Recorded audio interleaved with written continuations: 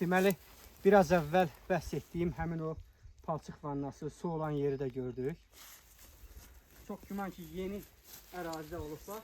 Suyun da bulanıq olması bunun göstəricisidir. Daha gözəl bir məqamla da rastlaşdım.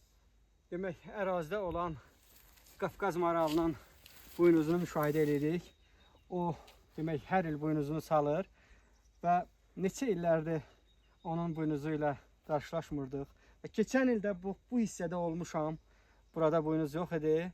Çox sevindirici haldır. Onlar öz arealında azad, sərbəst, gözəl dolaşırlar və hər ildə belə buynuzları yəqin ki, meşənin çox yerlərində saldıqları var. Bugün də meşələrdə gəzmək, təbiət qoynunda gəzmək məni bununla qarşılaşdırdı. Çox sevinirəm. Biz onun həm buynuzlarından əlavə video görüntülərini də qeydə almışıq. Belə təbiət gözəldir, təbiəti qorumağa davam edək.